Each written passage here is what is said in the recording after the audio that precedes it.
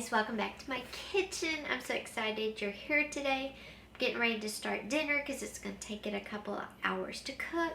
And we are making super simple, super easy chicken and dumplings. So come with me and I'll show you how I do it. Okay, so when I start, first I want a large pan, not because I'm going to fill it full, but because when I stir it, I don't want things to flop out on my stovetop and just make it all icky, dirty, gross. So the base of my super simple, easy to do chicken and dumplings starts with cream of chicken soup, and I'm going to use those for some chicken broth and some chicken strips that I've already just baked in the oven that we're going to chop up in just a minute. And that pan is cool. So first I'm going to open all of these and dump them in here. And I'm just going to dump out all of these. And this is our base for our chicken and dumplings. It's already thick, it's already good, it's all chicken. Now, if you want, you could do a couple of cream of chickens and then stir in like a cream of celery, a cream of broccoli, one of those. But I'm trying to make these as close to traditional as possible. And my grandmother's would have just been all chicken broth and chicken, stock and stuff like that. So I'm just using all that. This can. And to me, it doesn't matter what brand you use. There we go. Now I'm going to put that there. Rinse all these off real quick.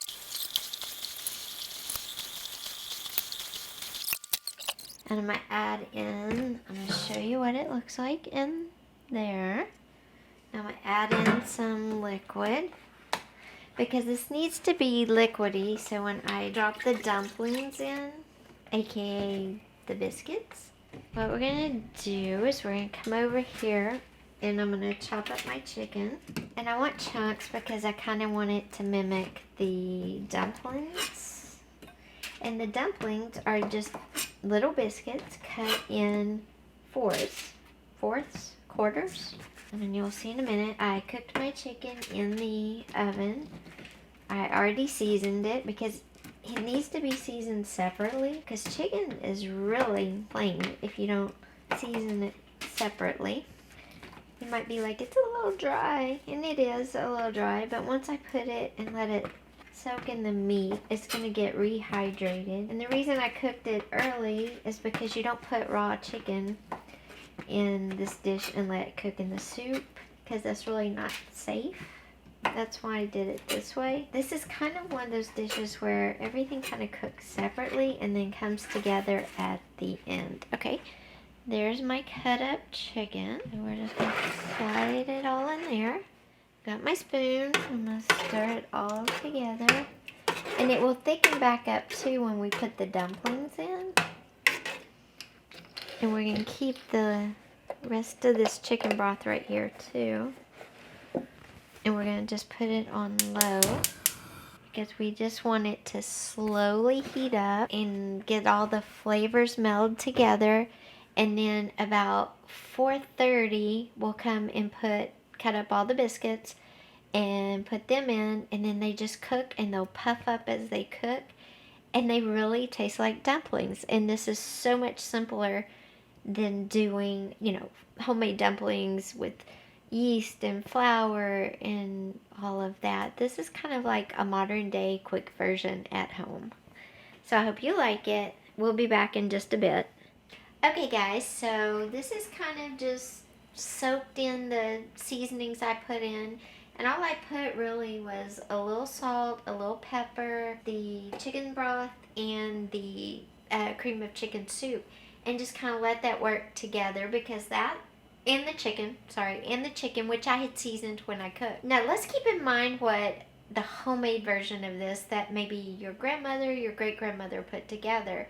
It was a whole chicken cooked in a pressure cooker. The base was chicken broth from the pressure cooked chicken. Then you would maybe put in some seasonings, you would put in some evaporated milk, and you would cook it down and it would get thick. The evaporated milk is what made it so rich and creamy and goodness. And then you would make your dumplings from dough and egg and whatever else you put in dumplings. I think that's it, dough and egg. Oh, my grandmother used to put lard. Ooh. And you would make your dumplings like that and then put them in, and that would thicken it up. The great thing is, with using the cream of chicken soup, it's already thick. With using chicken strips, it's just plop them in the oven, cook them, cut them, throw them in, and you're done. This is so simple. It's great for a modern family. You're busy, you know, maybe you've been schooling the kids at home, depending where you are. Maybe you've been at work.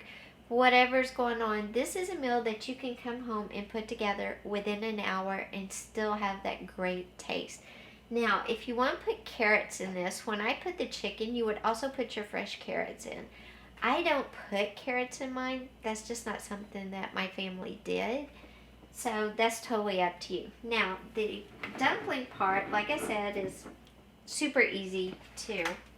It's just plain little inexpensive biscuits. And I use this kind because, one, they're small and I just half them and throw them in. So you just get more. I think you get 4 cans and it's just way better. They hold together too, because you don't want flaky biscuits. They're going to cook apart.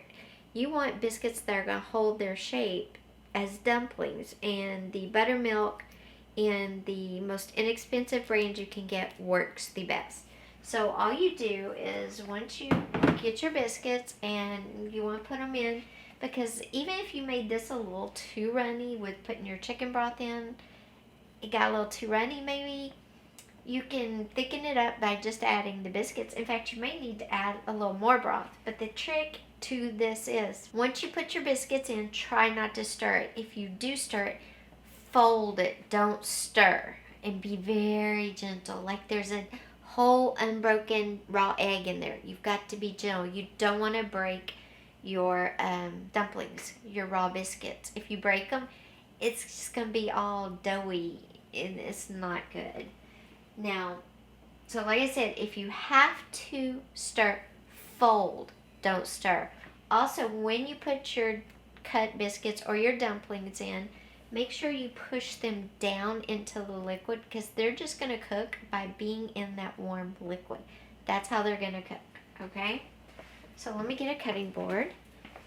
So I've got a cutting board. Let me turn the camera. Open the can. And you just, this is the kind you bang. They pop. And then you just put them out on your cutting board. This can go in recycling, super easy. Just need a butter knife. And let's come closer. You just take your butter knife, you put your biscuits, spread them out. Take your butter knife and just cut them in half. If you cut them in fours, they're going to be too little. So just cut them in half. And it's a mezzaluna shaped, half moon. I learned Italian. Mezzaluna, and it's half moon shaped. Really, that's for pasta, but it struck me like the same with these.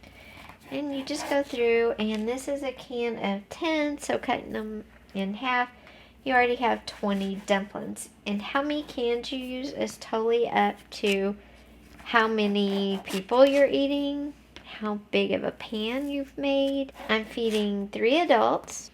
And I'll show you how I put them in, because I press them down. I don't. So these are cut. I have 20. And you're going to come over here. Okay. And I'm just going to plop them in. And I'm just going to press them down. And I'll go through and show you what I've done. And then I'll go back with a spoon or a knife and press them in more. And the thing is, you want them each in their own space. And the biscuits are really what gives, the biscuits and the chicken, you know, give this the flavor. But really the chicken, that's where most of your flavor comes through. So when you cook your chicken in the oven, if you do the chicken strips, be sure and season them really good. You want salt, pepper, and any other seasonings that might sound good to you. But the great thing is this, the overall seasoning is in the soup itself, so you don't have to add a lot. Now, this is how it looks right now. They're just kind of floating on top. And I'm going to take my spoon and I'm going to pick you up, and you just push them down. You don't stir them, you don't try to break them, and you kind of keep an eye where you're putting them because you can add more, because you do want it to be pretty full of dumplings. I'm sorry if you're moving.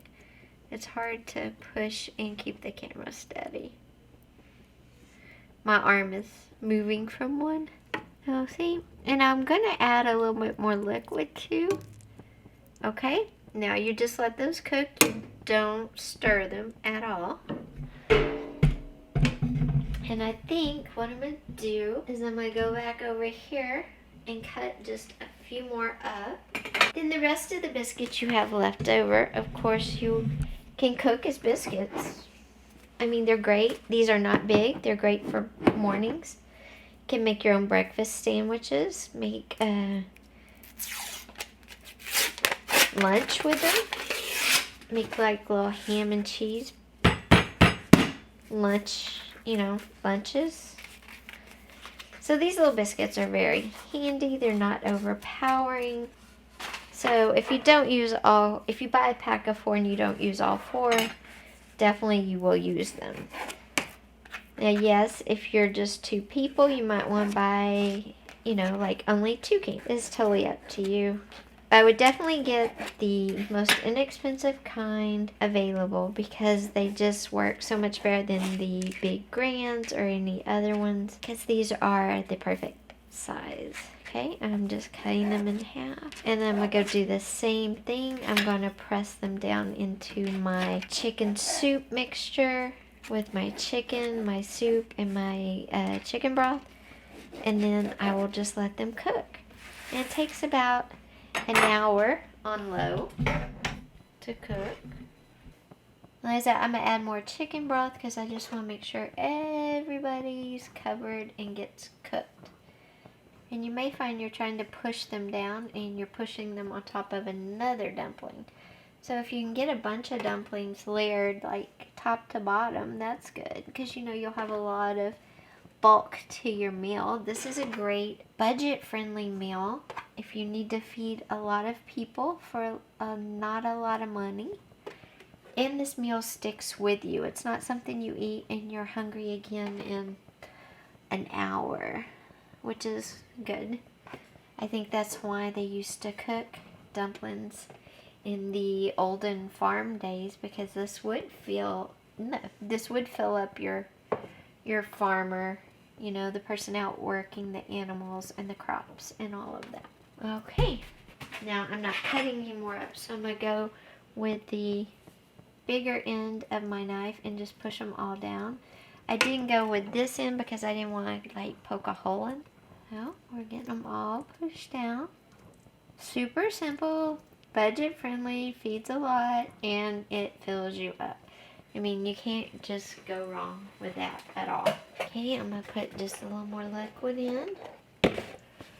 And then I'm going to fold it, and you just fold it over. It's going to be good. And I'm going to turn it up and let it come to like a little boil so they all get kind of cooked.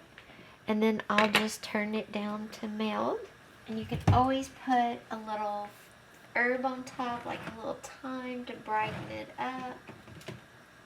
That's always a good herb to add at the end. You can add a little parsley if you want, or you can leave it just plain. If you have carrots in it, please make sure your carrots cook totally before you add your dumplings. That's always. And this is how the easy, simple chicken and dumplings for the modern family looks after it's all done. It's really good. There's chunks of chicken, big chunks of chicken, great dumplings. So next time you want chicken and dumplings, don't think it's hard to make, because this recipe is simple, easy, just right for the modern family.